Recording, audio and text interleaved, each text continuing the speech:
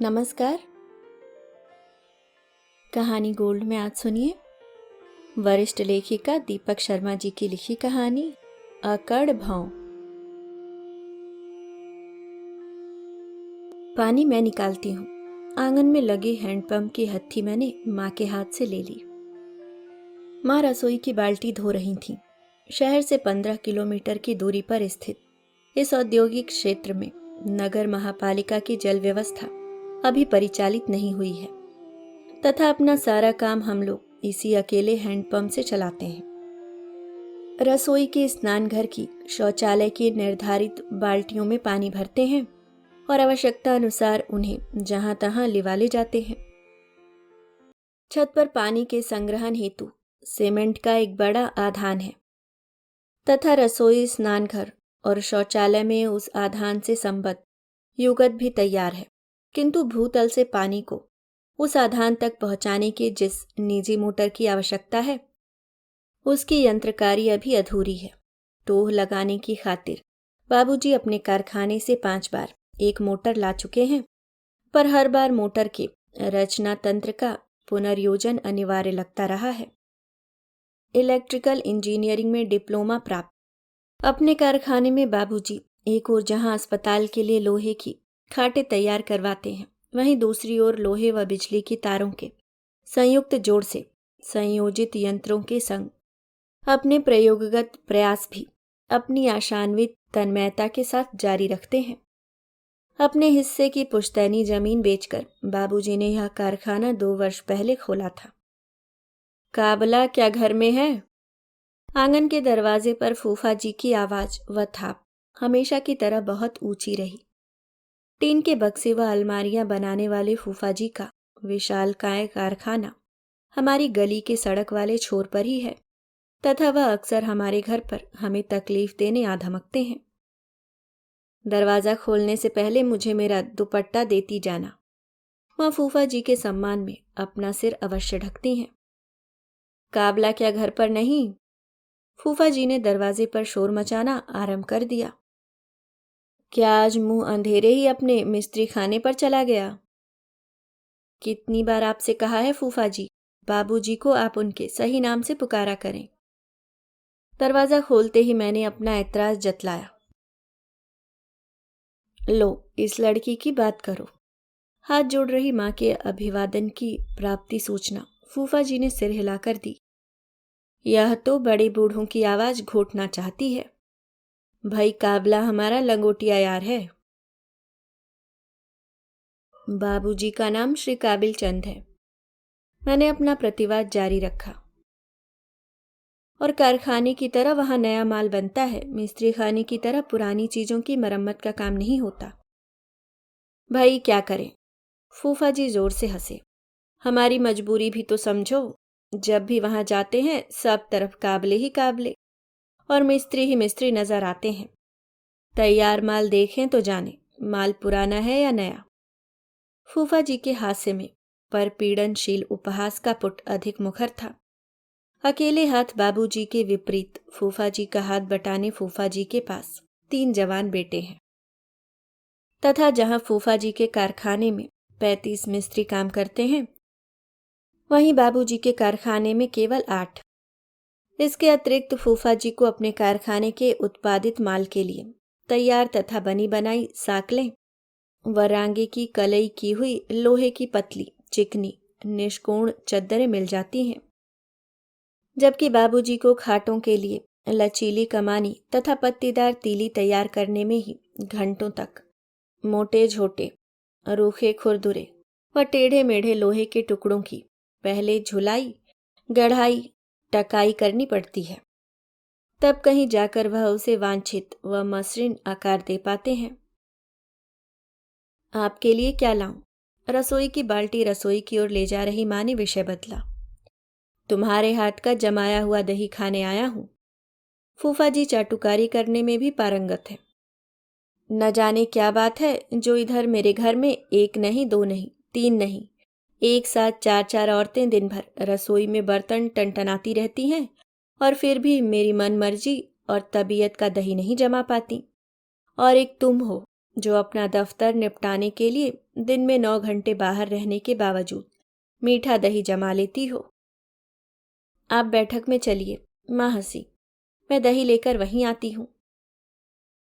Cashew कहाँ है? फूफा जी ने बैठक की ओर कदम बढ़ाए। पड़ोस में गया है। मैं उनके आगे आगे चल रही थी। लो करो बात। जहां पड़ोस अपने मतलब और अपनी बराबरी का ना हो वहां कतई नहीं जाना चाहिए।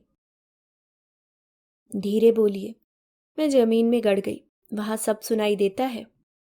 पड़ोस का घर हमसे लगा हुआ है।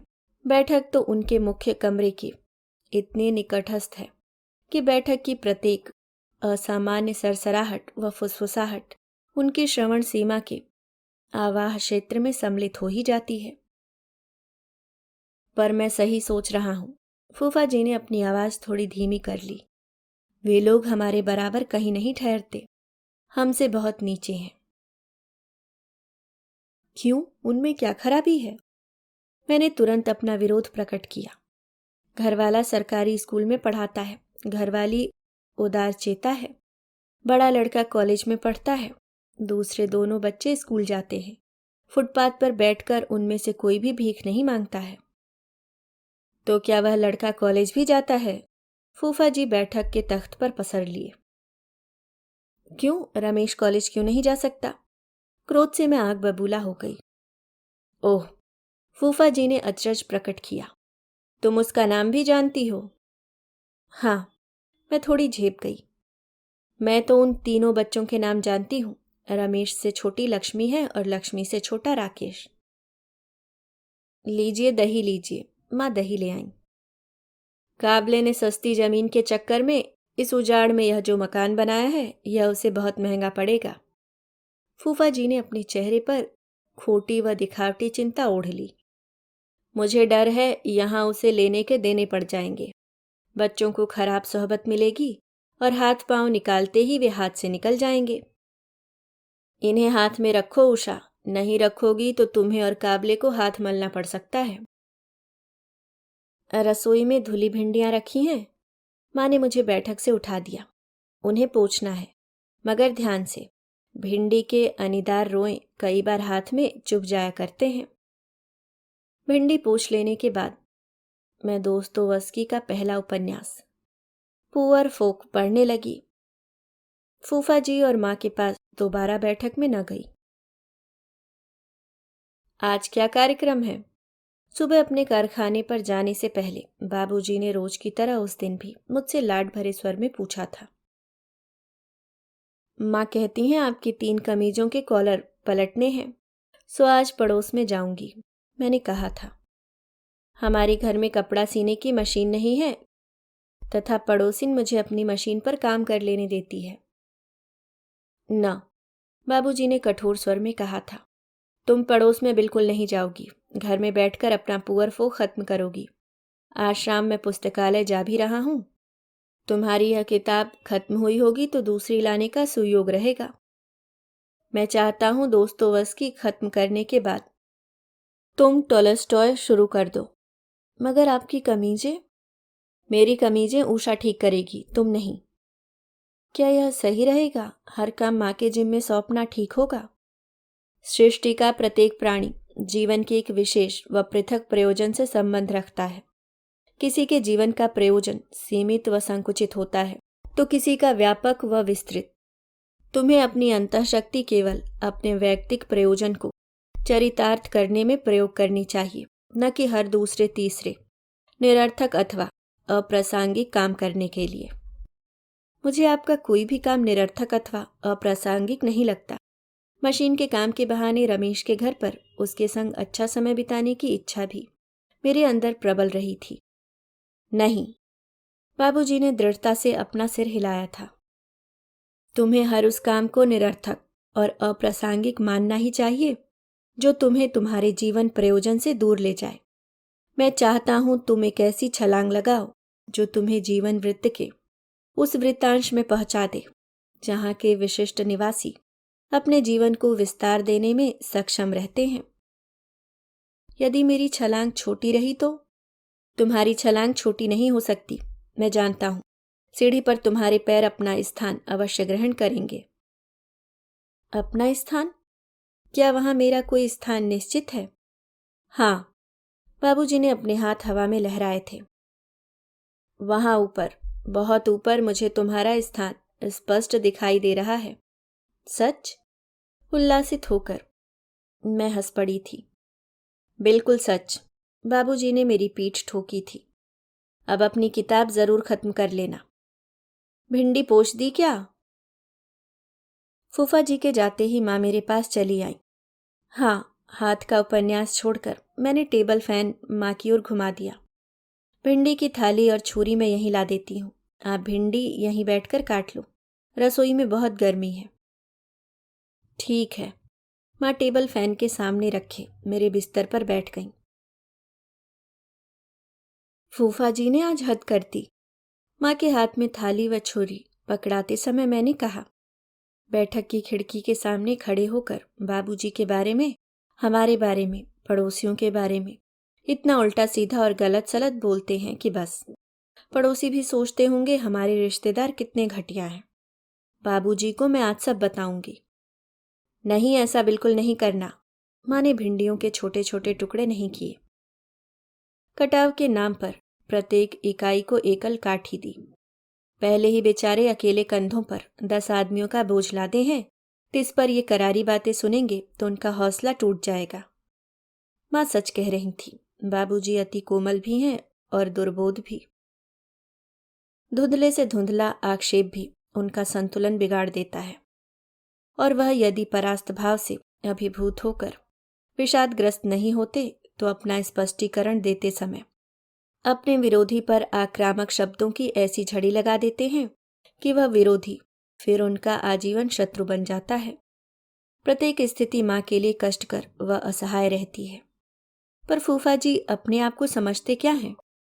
फूफा जी पर आया मेरा क्रोध शांत न हुआ। फूफा जी पर आया मेरा क्रोध शांत न हुआ। क्या जेब में रुपए रहने से ही कोई दूसरों से ऊंचा हो जाता है? चरित्र बल व आचरण कोई महत्व नहीं रखते? स्वभाव और आचार व्यवहार कुछ नहीं होते? चलो छोड़ो, माँ ने मुझे शांत करने का प्रयास किया। जो वह समझते बूझते हैं वह उन्हें मुबारक, और जो हम समझते बूझते हैं वह हमें मुबारक। हम क्या समझते बूझते हैं माँ? यही कि अपने भाग्य में आई कड़ी मेहनत मजदूरी से हम घबराएंगे नहीं। जिंदगी की धक्कम धक्का का डटकर मुकाबला करेंगे, अपने लिए, अपने बच्चों के लिए रास्ता निकालेंगे, नया मार्ग बनाएंगे। उस मार्ग पर पहुंचकर फिर हम भी फूफा जी की तरह अपने से कम अमीर लोगों को नीची निगाह से देखेंगे, अपने पड़ोसियों से नफरत करने लगेंगे। अभी क्या कहा जा सकता है, हमारी हाथाबाही तो अभी बीच अवस्था में है।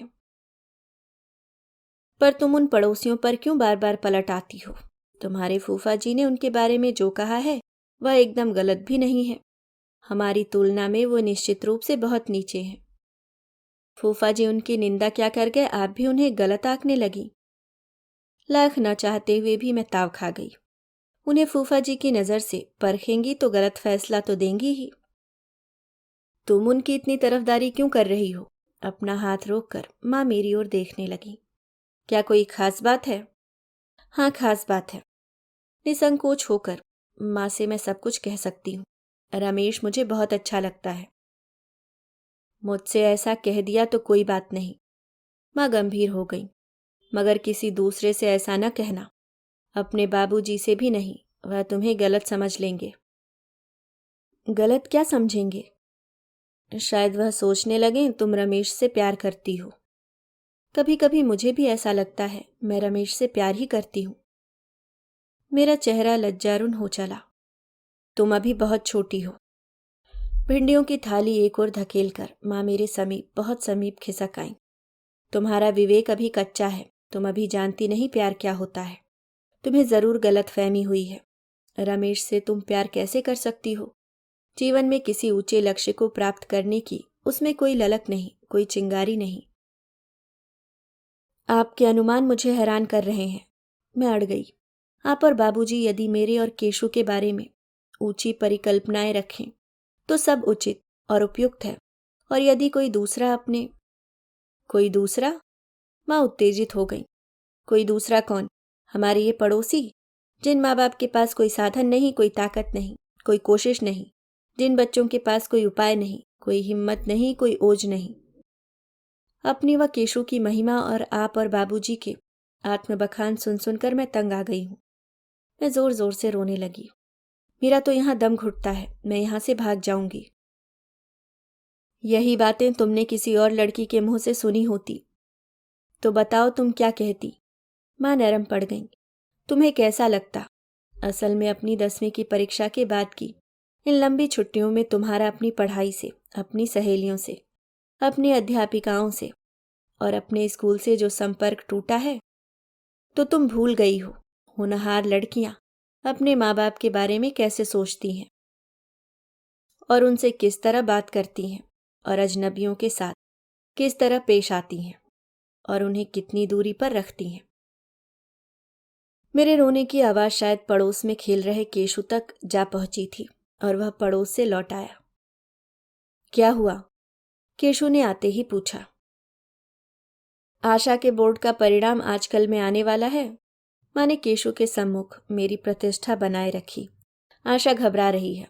यदि इसे 95% से कम नंबर मिले तो इसके स्कूल वाले इसे प्रतिभाशाली छात्राओं की अपनी विशिष्ट कक्षा में शामिल न होने देंगे। लूडो खेलोगी? केशु ने मेरी गर्दन गुदगुदाई। मेरी रुलाई वहीं रुक ली और हम दोनों बैठक में चले गए। घर के दूसरे कमरों की तुलना में बैठक ठंडी है। उसके पर्दे बाहर की चमचमाती व तरेरती धूप की चौंध व तिलमिली को रोकने में सक्षम है तथा उसकी पंखा भी छत वाला है। आजकल छुट्टियों में केशु और मैं अपना अधिकतम समय यहीं बैठक ही में बिताते हैं। आराम कुर्सियों और तख्त के बीच वाले हिस्से में रखे गोल मेज को दीवार के साथ एक कोने में टिकाकर फर्श पर चटाई बिछा लेते हैं, जिस पर कभी हमारी लूडो लगती है तो कभी हमारी कैरम जमती है और कभी कभी मेरे आग्रह पर शब्द बनाने वाली स्पेलो फन भी खुल जाती है।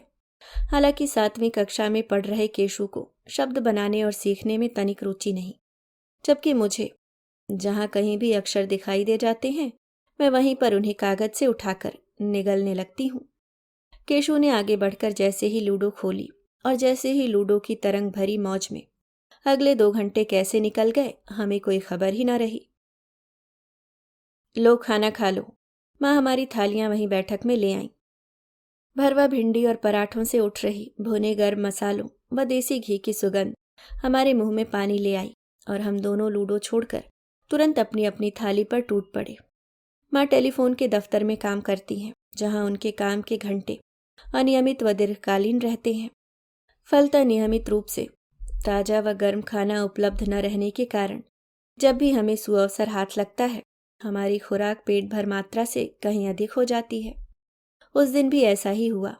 थाली में रखे भोजन को समाप्त कर लेने के बाद भी हम दोनों को रसोई में जाकर माँ से और खाना परोसने के लिए कहना पड़ा। खाना खाते ही केशु का उनीदापन उस पर हावी हो गया और वह वहीं तख्त पर सो गया और मैं अपने उपन्यास के लिए चटाई पर लेट ली। इतनी धूप में जाओगी? माँ अपने कमरे में तैयार हो रही थी। माँ ने मेरी बात का उत्तर न दिया। मैंने जो वह सब कहा। साड़ी पहन रही माँ का हाथ रोककर मैंने अपने हाथ में लेना चाहा। वह सब झूठ था। मैं केवल आप लोगों से प्यार करती हूँ, किसी और से नहीं। मेरा हाथ छोड़ो, मुझे देर हो रही है। अब बाबूजी से कुछ कहेंगी तो नहीं? मेरी आंखों में आंसू भर आए। नहीं कहूंगी। माँ अकस्मात हंसने लगी। बाबूजी और माँ मेरे दिल में साझा मर्म स्थान रखते हैं, फिर भी बाबूजी की तुलना में माँ की मोर्चाबंदी मेरे लिए भेद्य रहती है। माँ को घाव लगा सकती हूँ तो माँ का घाव भरना भी जानती हूँ। गली के बाहर यदि आपको 5 नंबर बस न मिले तो 11 नंबर वाले चौराहे तक आप रिक्शा जरूर ले लेना। मैंने माँ को अपने अंक में भर लिया। आज धूप बहुत तेज है। जून का महीना है। माँ ने मेरा माथा चूमा और मेरे अंक से विलग होकर बोली, हाँ धूप तो तेज होगी ही। तैयार होकर जैसे ही माँ दफ्तर के लिए निकली मैं उन्हें देखने छत पर चली आई। गली में घर होने के कारण सड़क की सरगर्मी केवल छत से ही दिखाई देती है। रमेश मुझे छत पर देखकर तत्क्षण अपनी छत पर आ गया। आज तुम हमारे घर पर आ रही हो ना? रमेश अपनी छत से बोला। माँ ने बताया तुम्हें मशीन का कोई काम है। नहीं, मैं नहीं आ पाऊंगी। रमेश की ओर देखकर मैं पहले की तरह मुस्कुराई नहीं। मुझे दूसरा काम है। फूफा जी काम दे गए हैं। रमेश ने मुझे हंसाना चाहा। नहीं, मेरा अपना काम है। मैं गंभीर बनी रही। फूफा से काम नहीं लिया, फूफा की अकड़ भौं ले ली। रमेश ने दोबारा मुझे हंसाने की चेष्टा की। नहीं, यह अकड़ भौं भी मेरी अपनी ही है, मैंने कहा। रमेश के पर कट गए। क्या यही बताने छत पर आई थी? छत पर मैं माँ को देखने आई हूं। मैंने रमेश की ओर पीठ कर ली। मेरी आंखें सड़क पर स्थिर हो लीं और कुहनिया छत की चौहदी दीवार पर गली के सड़क वाले छोर पर बना फूफा जी का कारखाना, गली से सड़क पर पग धर रहे लोगों को उनकी गति के अनुपात से उन्हें कुछ पलों तक हमारी छत से ओझल रखता है, तथा माँ को सड़क की सरगर्मी में सम्मिलित होते हुए मैं 2 मिनट बाद ही देख पाई। बस नंबर 5 हमारी गली के सड़क वाले छोर पर ही रुकती है तथा माँ को उनके दफ्तर वाले चौक तक छोड़ती है। पर वह बस समय की पाबंद नहीं है तथा उसका मिलना केवल एक सुखद संयोग रहता है। पैदल सेना के किसी सतत सिपाही की मुद्रा वट हवन लिए माँ सड़क पर साथ चल रहे कई पैदल यात्रियों को आसानी से पिछेल कर आगे चौराहे वाली सड़क की दिशा से आ रही 11 नंबर बस पकड़ने के लिए आगे बढ़ रही थीं। छत से दिखाई दे रही सड़क के शुरू के सिरे से लेकर सड़क के अंतिम छोर तक मेरी आंखों ने माँ का पीछा किया। जैसे ही वह मेरी आंखों से ओझल हुई, मेरी रुलाई छूट गई। जी भर रो लेने के बाद जब मैंने पड़ोस की छत पर नजर दौड़ाई तो रमेश मुझे कहीं नजर न आया। वह कब छत से नीचे उतर लिया था, मुझे कोई सुराग रसानी न रही थी। अभी आप सुन रहे थे वरिष्ठ लेखिका दीपक शर्मा जी की लिखी कहानी अकड़ भौं।